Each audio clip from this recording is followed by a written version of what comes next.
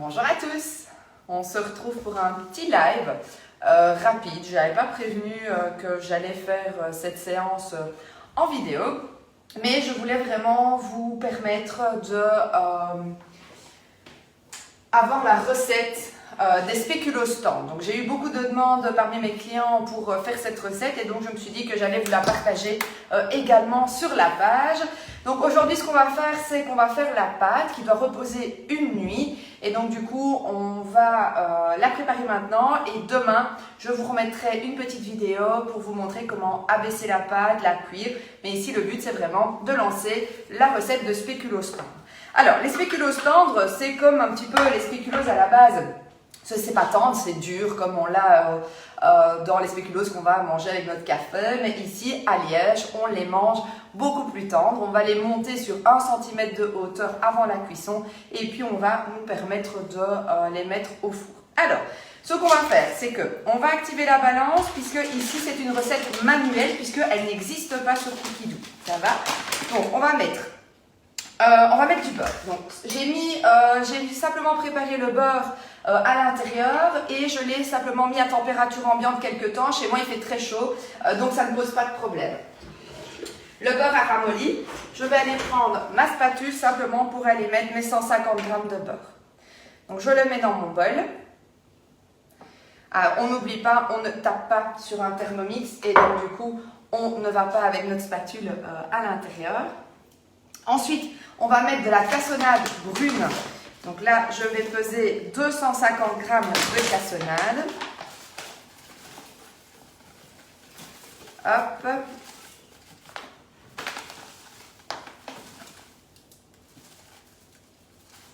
Voilà. Alors vous voyez que moi, comme d'habitude, je prépare tous mes ingrédients à côté de mon plan de travail, à côté de mon Thermomix pour aller plus vite au niveau de la réalisation. Ensuite, je vais mettre du sucre vanillé. Hop. Je vais ensuite introduire du miel. Alors, j'ai reçu très gentiment de mes collègues de chez Knud du miel Agri-Montana. Donc, je l'ai goûté tout à l'heure. C'est vraiment un miel qui est très savoureux. C'est un miel de fleur d'oranger. Donc, c'est assez goûteux en bouche et donc ça va être sympa dans les spéculoos. D'habitude, je travaille toujours avec des miels de lavande, mais tout le monde n'aime pas et donc du coup, ça me permet de changer un peu mes habitudes. Et là, je vais mettre, je regarde mon pense-bête, 12 g de miel. Hop. Impeccable. Et je vais activer mon Thermomix pour 20 secondes en vitesse 4.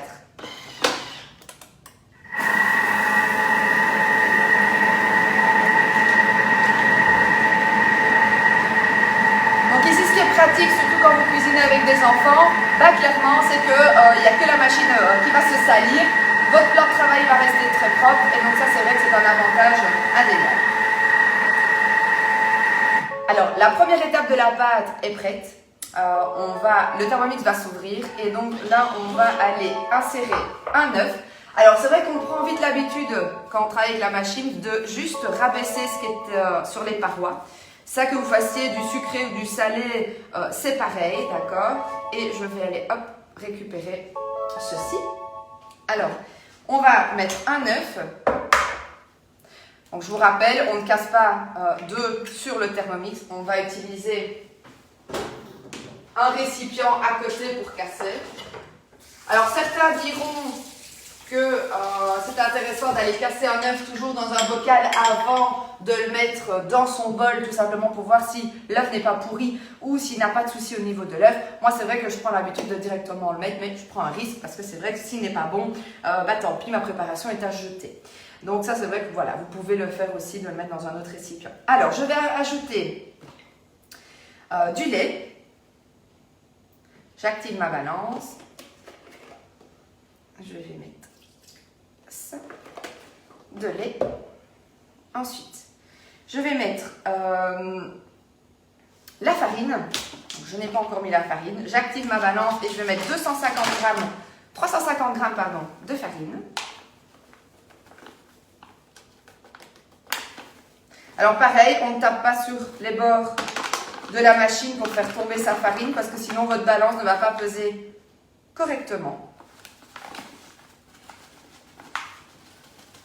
Hop. 353, ça fera l'affaire. Pour celles qui me connaissent, je ne suis pas la pro de respecter toutes les proportions.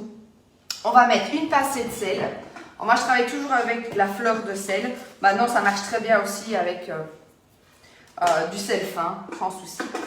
Et je vais mettre la levure. Alors là, je vais mettre 5 grammes de levure. Donc, ce qui est chouette ici, c'est qu'avec le TM6, on pèse au gramme près. Et donc, il n'y a plus de prise de tête sur les grammages de levure. Tac. Voilà. Et ensuite, je vais terminer avec mon petit mélange d'épices. Donc moi, je prends celui des 4 épices et un petit peu de cannelle. Mais clairement, vous allez pouvoir faire votre mélange des 4 épices vous-même. Et alors, je vais mettre une cuillère à café de 4 épices. Hop. Alors, j'en mets toujours un peu à côté parce que je trouve que je suis un peu maladroite, hein, vous savez, pour ceux qui me connaissent déjà un petit peu. Donc, ça fait plus ou moins 1 gramme, une cuillère à café. Et une cuillère à café de cannelle. Alors, moi, j'aime mieux le 4 épices que la cannelle. Et alors, moi, je rajoute aussi un peu de gousse de vanille en poudre. Ça va? Et là, je vais réenclencher ma machine pour 2 minutes, en mode pétrin. Ensuite, ce qui va se passer, c'est que ma machine va s'arrêter après les 2 minutes et je vais avoir une pâte que je sortirai du bol, que je vais mettre dans un linge pas trop serré, vraiment le couvrir, en fait, couvrir la boule et le mettre à l'abri des courants d'air. Et demain, je vous retrouverai pour vous montrer comment aller étaler votre pâte sur 1 cm de hauteur pour pouvoir aller la cuire et avoir vos spéculoos. Donc c'est vraiment des choses qu'on adapte au Thermomix, tout s'adapte au Thermomix. Il suffit de réfléchir dans quel ordre on doit faire les choses pour qu'elles puissent fonctionner aussi bien que si on faisait la pâte à la main. Donc j'espère que ce type de vidéo vous plaît. N'hésitez pas à me le dire en commentaire si vous voulez d'autres types de recettes du genre. Vous aurez la recette écrite.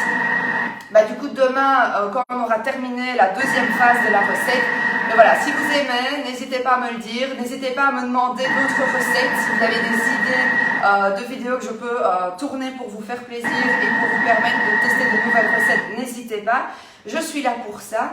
Et on se retrouve de toute façon sur la page Facebook pour des idées de menus également.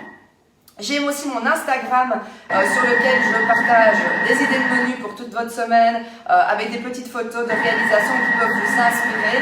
Et donc le but est vraiment de vous faire plaisir et de vous montrer que le Thermomix, ça ne fait pas que les recettes qu'on a dans Cookidoo, mais qu'on peut faire bien d'autres choses et que toute la pâtisserie ou toutes les recettes de cuisine classiques peuvent être réalisées à la machine.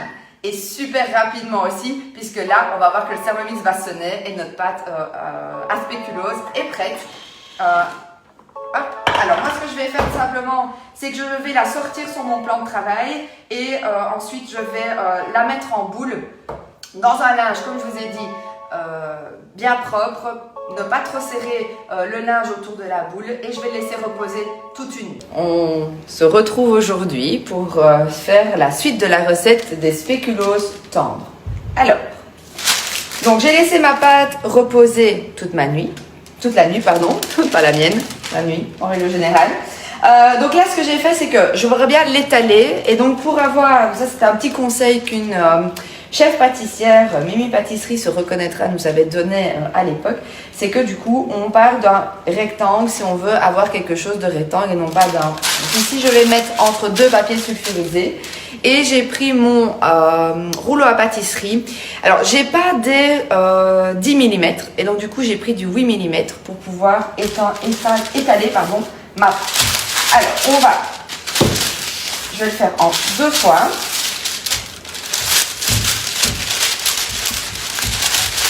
Donc ici, on va simplement étaler. Après, vous verrez que j'ai choisi de travailler avec plusieurs formes pour faire les spéculoos. Donc, soit je pars d'une recette, d'une forme classique de spéculoos qui est un peu rectangulaire.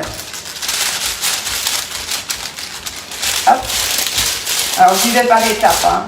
D'accord, donc je regarde ce que ça donne, nickel. Hop, j'étale et là je suis bon au niveau de ma taille. Alors, donc j'ai dit, aujourd'hui je vais faire des petits bonhommes.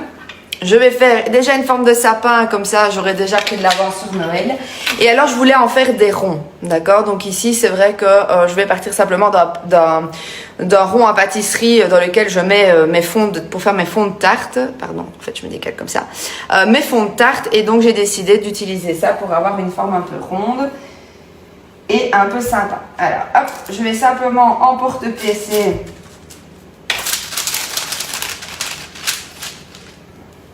mes formes et je vais, alors il faut savoir que ça va quand même gonfler et donc il faut bien les espacer, ça va, hop, okay. Alors ça c'est le problème de ceci, hop, il a perdu son petit pied, le petit bonhomme, c'est pas grave, je vais le refaire. Alors le problème aussi c'est que ici j'avais pas une grande zone de travail et donc ce que je vais faire c'est que je vais continuer juste à reprendre ma pâte en boule pour aller continuer à faire mes formes. Hop, je vais remettre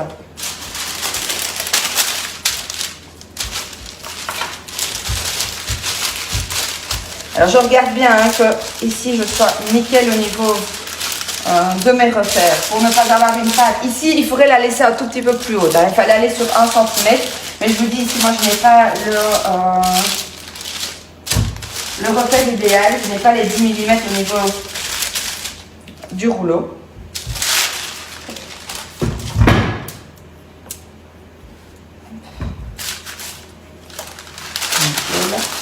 Alors, pour ne pas vous garder tout le long avec moi que je vais préparer. Donc vous verrez que je vais simplement mettre quelques petites, hop, je ne sais pas si vous voyez bien, je vais me décaler, quelques petites amandes effilées sur le dessus, d'accord, pour faire joli comme nos vrais spéculoos. Je vais les enfourner 20 minutes à 150 degrés. N'hésitez pas à liker la vidéo si elle vous a plu, à mettre des commentaires si vous avez des questions sur la recette et aussi à aller visiter ma page Instagram sur laquelle je partage aussi des idées de recettes. Une très belle après-midi. Au revoir.